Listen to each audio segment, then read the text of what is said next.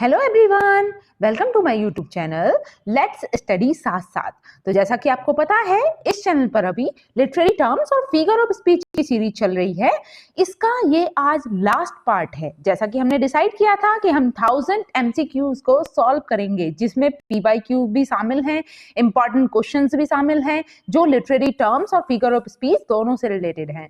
आज ये part number 20 है। इसमें भी एज यू ऑल नो हम 50 क्वेश्चंस को ही सॉल्व करेंगे, जैसा कि हम करते आए हैं। आई होप प्रीवियस वीडियोस को आपने देख ही लिया होगा, और अभी तक प्रीवियस वीडियोस को नहीं देखा है तो चैनल पर लिटरेरी टर्म्स और फिगर ऑफ स्पीच के नाम से ना पूरी प्लेलिस्ट अवेलेबल है। ठीक है, तो उस प्लेलिस्ट में सारे पार्ट हैं, हर एक पार्ट को आपको प्रैक्टिस करना है। इससे क्या होगा, लिटरेरी टर्म्स और फिगर ऑफ स्पीच जो इंग्लिश लिटरेचर के हर एक एग्जाम का एक इंपॉर्टेंट पार्ट होती हैं, वो आपकी बहुत ही स्ट्रांग हो जाएंगी। आपको कई बार रिपीटेड क्वेश्चन भी मिल सकते हैं कुछ, तो उससे क्या होगा, रेपिटेशन भी होगा आपका और आप बहुत अच्छे तरीके से मेमोराइज कर पाओगे चीजों को। ठीक है, तो आज ये लास्ट पार्ट है, इसमें भी हम 50 क्वेश्चंस को सॉल्व करते हैं। चलिए शुरुआत कर लेते हैं फर्स्ट क्वेश्चन से। First is taunting use of apparent praise for dispraise. तो आपको बताना है कि यहाँ पर कौन सी फिगर ऑफ स्पीच है या फिर किस फिगर ऑफ स्पीच की ये डेफिनेशन है। क्या कहा गया है कि हम एपरेंट प्रेज करते हैं, टॉन्टिंग यूज करते हैं। Taunting use of apparent praise for dispraise, मतलब हम अच्छे शब्दों का इस्तेमाल तो कर रहे हैं लेकिन टॉन्ट के रूप में, ठीक है, किसी को डिस्प्रेज करने के लिए। ठीक है, तो यहां पर कौन सी फिगर ऑफ स्पीच है? आयरनी है, फार्स है, सार्काज्म है, सटायर है? Yes, right answer is sarcasm. ठीक है, option number C is the correct answer. Sarcasm इसका राइट आंसर हो जाएगा। Moving to the next question. Next is tautophrase. What is tautophrase? A phrase which fails to repeat an idea in the same words. A phrase which does not repeat an idea in the same words. A phrase which repeats an idea in the other or different words. A phrase which repeats an idea in the same words. Yes, what is tautology? Tautophrase.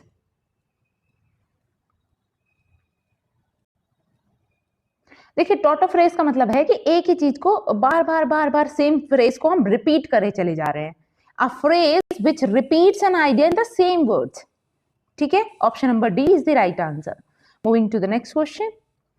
Next is tautology is also known as. तो tautology को और क्या कहा जाता है? प्लेनाज्म, पन, prosody, रेक्टोरिक। तो tautology को और किस नाम से जाना जाता है? तो ध्यान रखना है, प्लेनोज। ठीक है, option number A is the right answer. Moving to the next question. Next is pressurized happiness is an example. ये एक फ्रेज है, प्रेशराइज्ड हैप्पीनेस। ये किस चीज का एग्जाम्पल है? हाइपरबोल का, ट्रांसफर्ड एपिथेट का, पैराडॉक्स या फिर लाइटोटीज? Pressurised happiness. देखिए, यहां पर हमें ऑप्शंस के अकॉर्डिंग चलना होगा, है ना। तो यहाँ पे हाइपरबोल भी नहीं है, क्योंकि यहाँ पे चीजों को बहुत ज्यादा बड़ा चढ़ा के नहीं कहा जा रहा है। यहाँ पे आप देख पा रहे हो ना, दो अपोजिट चीजें हैं, प्रेशराइज्ड हैप्पीनेस, है ना। तो यहाँ पे अगर आप अकॉर्डिंग टू द ऑप्शन चलोगे तो राइट आंसर होगा यहाँ ट्रांसफर्ड एपिथेट।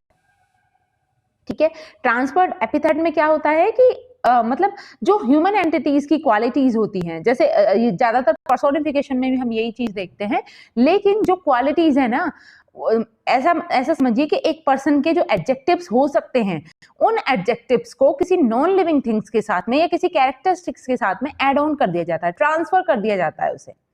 ठीक है, जैसे आपने वियरी वेज का एग्जांपल देखा होगा, थके हुए रास्ते, है ना। तो वो क्या है, जैसे कह सकते हैं कि स्लीपलेस नाइट का एग्जांपल आपने देखा होगा। तो उसमें इसी तरीके से ये ट्रांसफर्ड एपिथेट होता है। ठीक है, option number B is the correct answer. यहाँ पर भी ये जो फ्रेज है ना, प्रेशराइज हैप्पीनेस, इसका जो राइट आंसर होगा वो है transferred epithet. Moving to the next.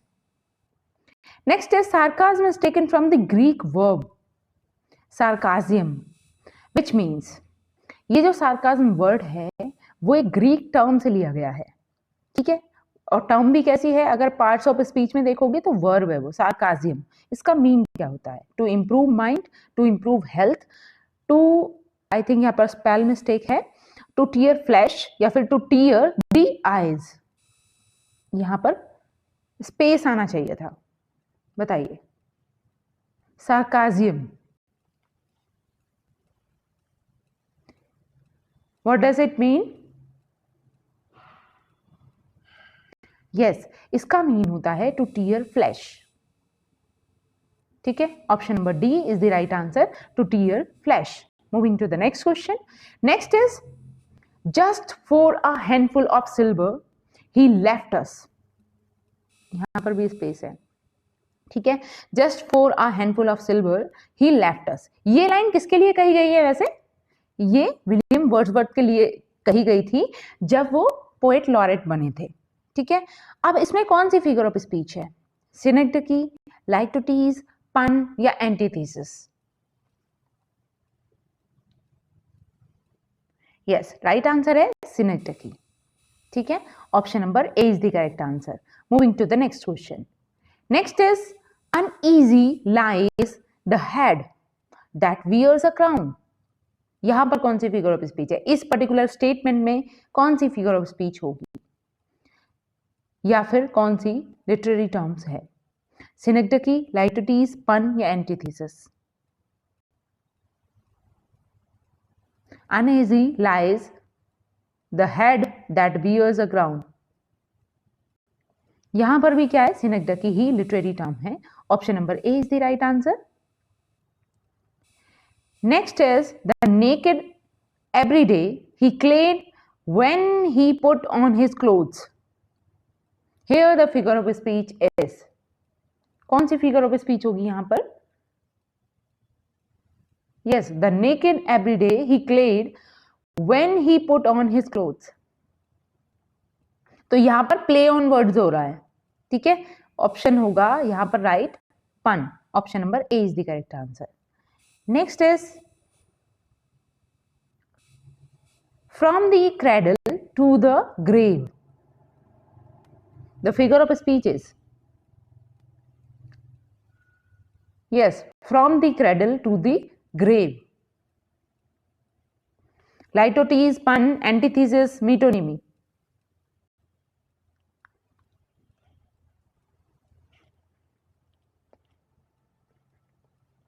Right answer is metonymy, ठीक है, option number D is the correct answer. जब हम एसोसिएटेड वर्ड्स का यूज कर लेते हैं वहां पर मीटोनिमी होती है, मतलब किसी पर्टिकुलर वर्ड को यूज ना करके उसका एसोसिएटेड वर्ड हम यूज कर रहे हैं। You may address the chair, the figure of speech is, जैसे यहां पर भी सेम ही एग्जाम्पल है, you may address the chair, yes, ये भी एग्जाम्पल आपका मीटोनिमी का ही है, ठीक है, option number A is the right answer, metonymy. Moving to the next question, next is friends, Romans, countrymen, lend me your ears, which figure of speech is used here? First of all ये line कहां से ली गई है, तो ये line Julius Caesar से है, Shakespeare का बहुत ही फेमस वर्क है जूलियस सीजर, तो उससे ये लाइन ली गई है, friends, Romans, countrymen, lend me your ears, ठीक है। अब यहां पर कौन सी फिगर ऑफ स्पीच है, मेटाफर है, जुग्मा है या मेटालैप्सिस है, मीटोनिमी है?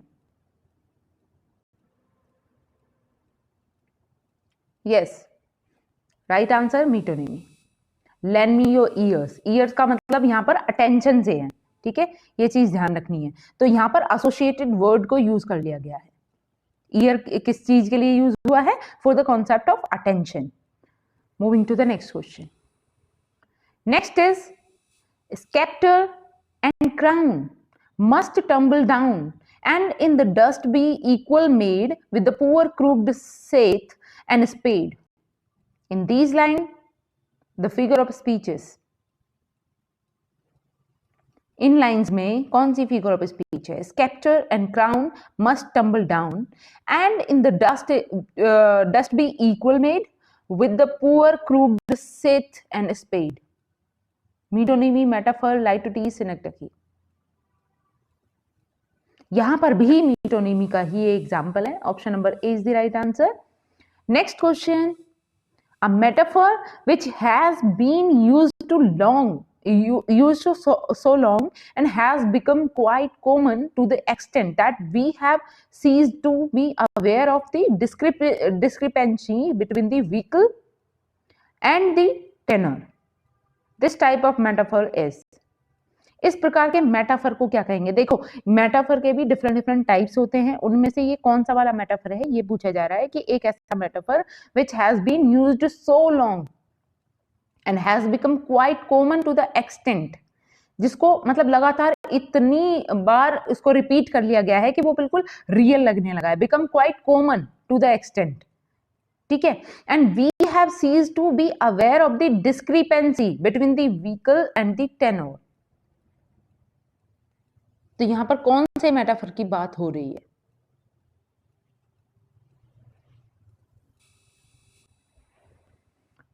Yes, a live metaphor, an alive metaphor, a dead metaphor या इम्प्लाइड मेटाफर। तो इस प्रकार के मेटाफर को हम डेड मेटाफर कहेंगे। बेसिकली ये मेटाफर कैसा है, मतलब हमने इस मेटाफर को इतना यूज कर लिया है, बहुत मतलब लंबे टाइम तक उसका यूज हो रहा है पोएट्री में कि वो रियल एक्सटेंट लगने लगा है, ठीक है। Option number C is the correct answer. Next is, shall I compare thee to a summer's day. Shakespeare की लाइन है, which figure of speech is used here? Yes, Shakespeare का ये सोनेट है, ठीक है। Shall I compare thee to a summer's day, ये example है metaphor का, ठीक है। Option number A is the right answer. Next is, lowliness is young, ambition's ladder. The figure of speech is, इस स्टेटमेंट में कौन सी फिगर ऑफ स्पीच है? Metaphor, simile, pun, none of these. lowliness is young ambition's ladder, ये भी metaphor ही है, ठीक है। Option number A is the right answer. Next is, he looks smart though he is at the sunset of his life. The figure of speech is, yes, synecdoche, hyperbole, simile, metaphor.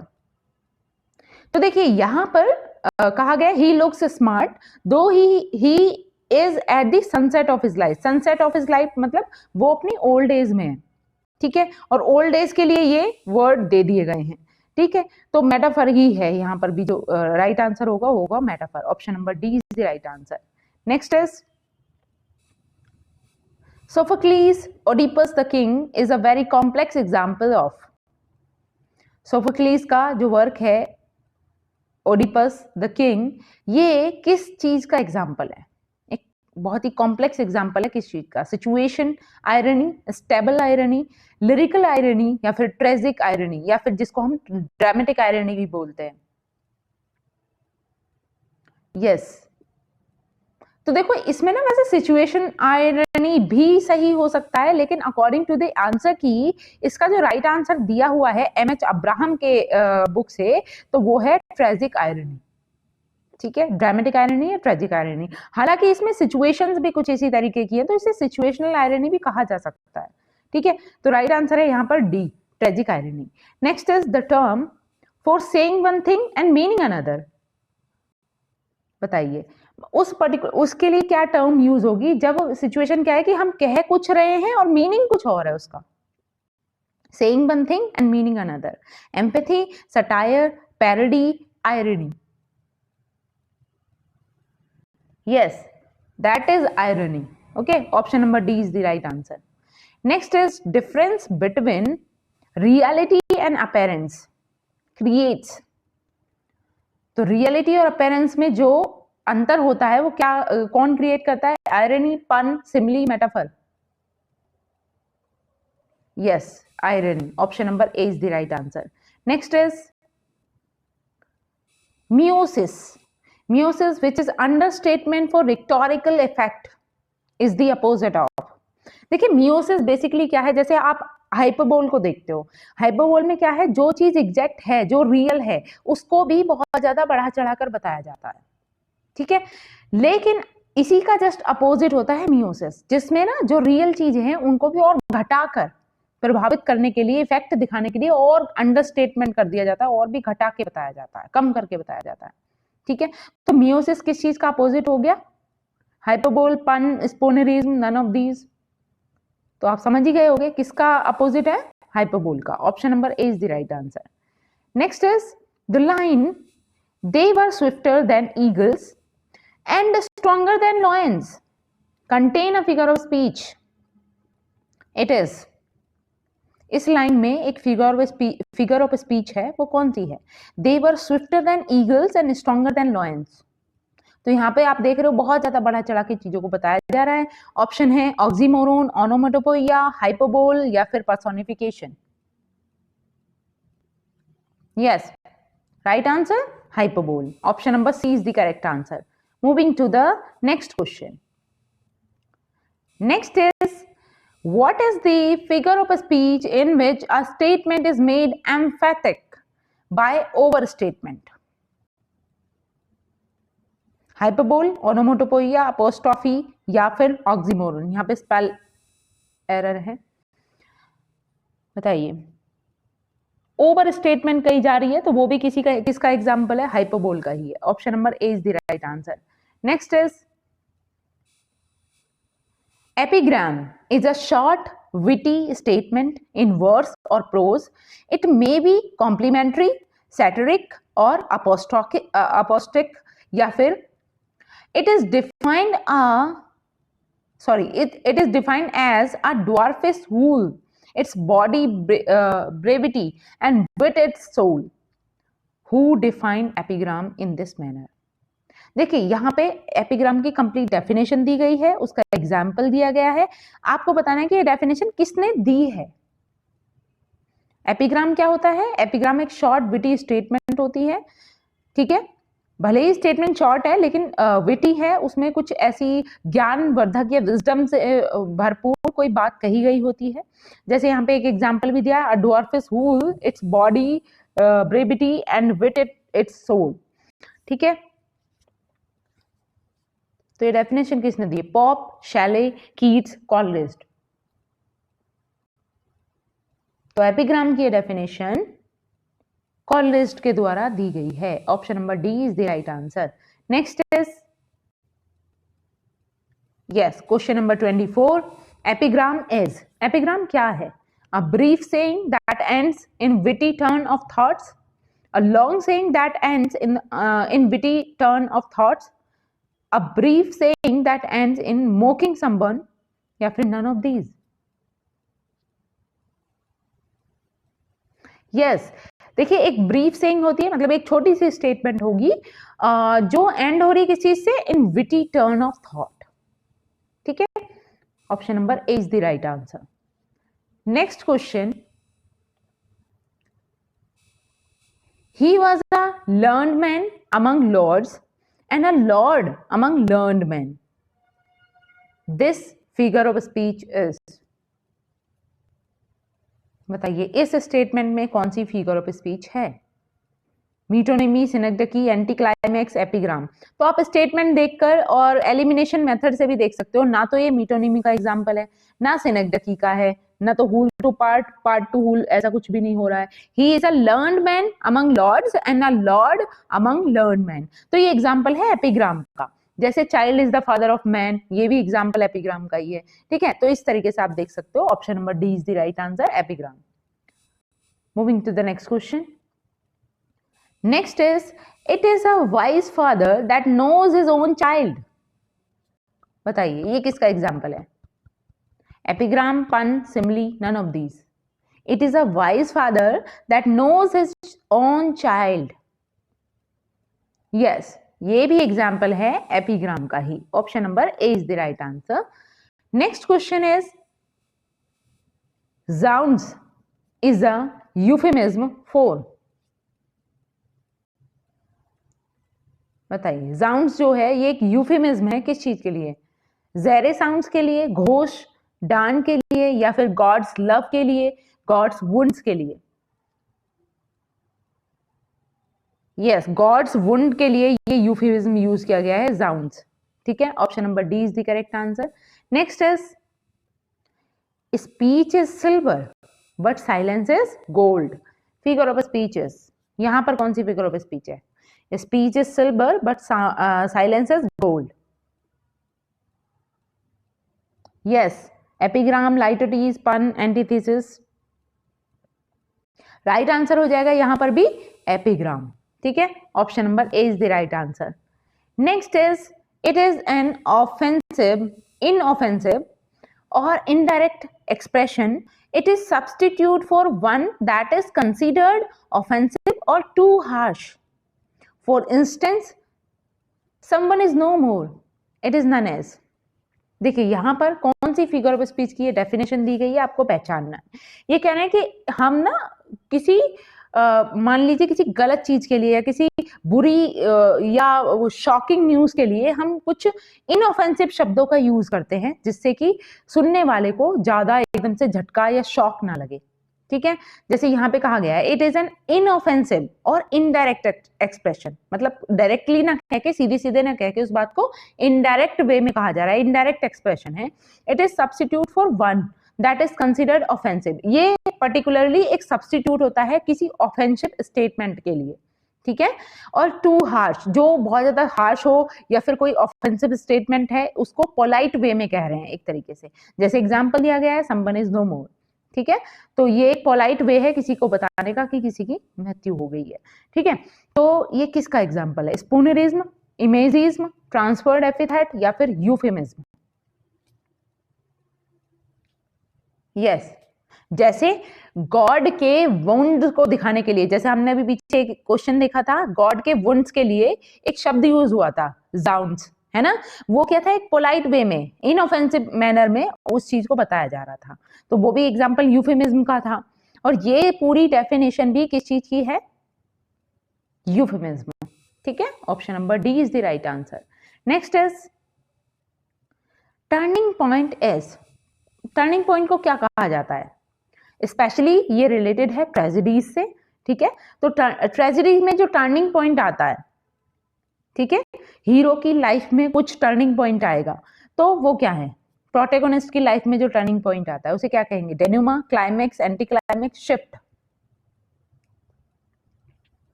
Yes, turning point is known as climax. Option number B is the right answer. Next question is the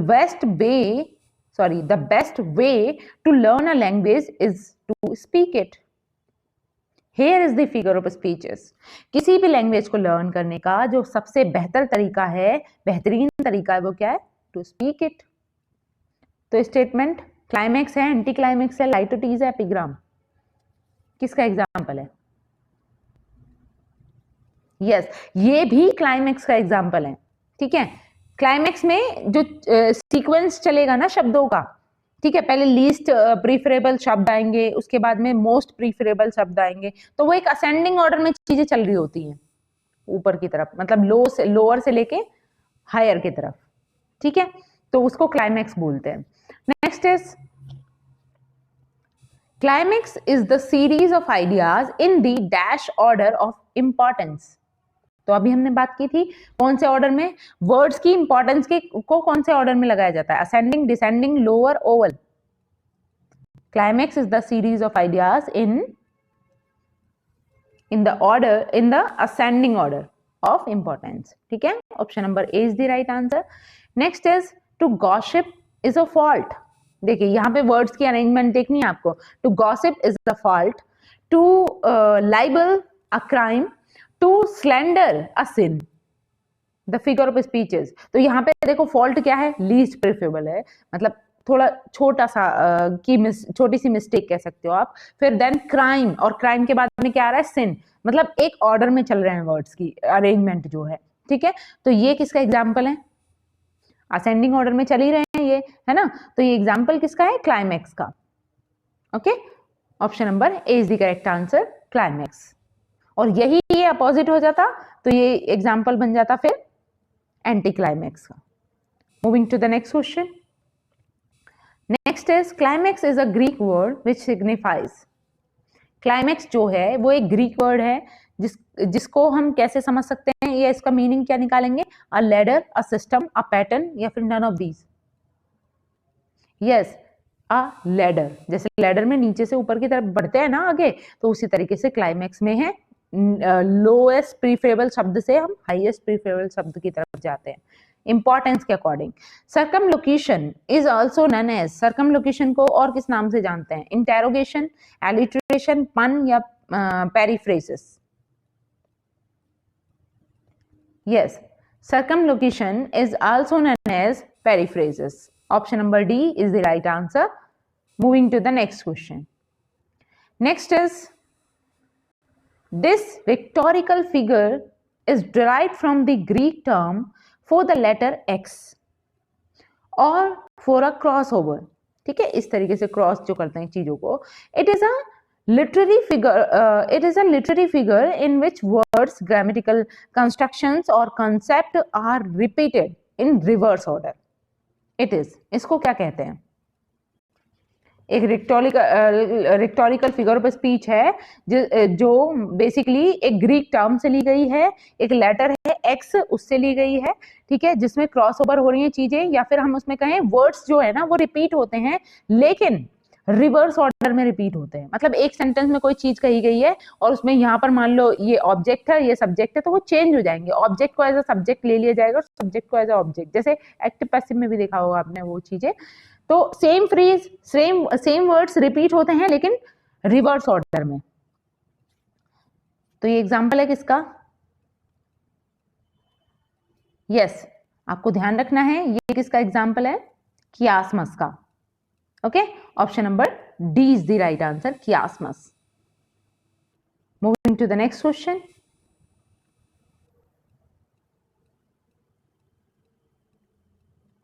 yes, it is a grammatical term which refers to the inversion of word order from one clause to another. एक grammatical term है जिसमें शब्दों का order का जो है वो inversion किया जा रहा है एक क्लोज से दूसरे क्लोज में। इट इज क्योस, इनिंडो, कियासमस या प्लेनाज्म। तो इसी चीज को क्या कहा जाता है? कियासमस कहा जाता है, जिसकी अभी हमने डेफिनेशन देखी थी। Moving to the next question. Next is a sudden and ridiculous descent from the exalted to the commonplace and ordinary, especially when a writer striving for the noble and pathetic achieves the ludicrous. This is the best description of a term. ये कौन सी term का एक अच्छा description है? Litotes, bathos, climax या paradox? एक sudden और ridiculous descent होता है from the exalted to the commonplace and ordinary. Yes, ये एग्जांपल है बैथोस का। Option number B is the right answer, bathos. Moving to the next question. Next is the other name of anticlimax is, anti climax का दूसरा नाम क्या है? तो anti climax को ही तो हम क्या बोल देते हैं? बैथोस। जिसमें ना आप इस तरीके से देख सकते हो, एब्सर्डिटी देखने को हमें मिलती है, क्योंकि हम जो मोस्ट इंपॉर्टेंस के अकॉर्डिंग जो मोस्ट प्रीफरेबल टर्म है उसको सबसे पहले रख रहे हैं। उसके बाद जो लीस्ट प्रीफरेबल टर्म है जिसका कोई वजूद ही नहीं है, ऐसी टर्म, ऐसा वर्ड जो है उसको हम सबसे लास्ट में जाके बोल रहे हैं। तो वो कहीं ना कहीं एब्सर्डिटी दिखाता है और फ्रेजेस भी सही प्रॉपर सीक्वेंस उसको नहीं माना जाता, तो उसको हम बैथोस भी कहते हैं, एंटी क्लाइमैक्स भी बोलते हैं। Option number A is the right answer. Next is, देखिए यहाँ पे एग्जाम्पल भी दे दिया गया है। क्या है? Exult, O shores and ring O bells. बताइए यहाँ पे किस कौन सी फिगर ऑफ स्पीच है? Apostrophe, simile, personification, metaphor?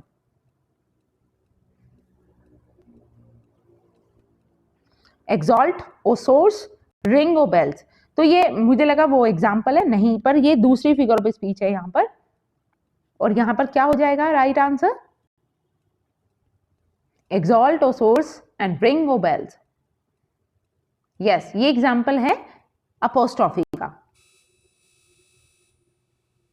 Moving to the next question. Next is hail, smiling, mourn. The figure of speech used here. यहाँ पर कौन सी figure of speech यूज हुई है? hail, smiling, mourn.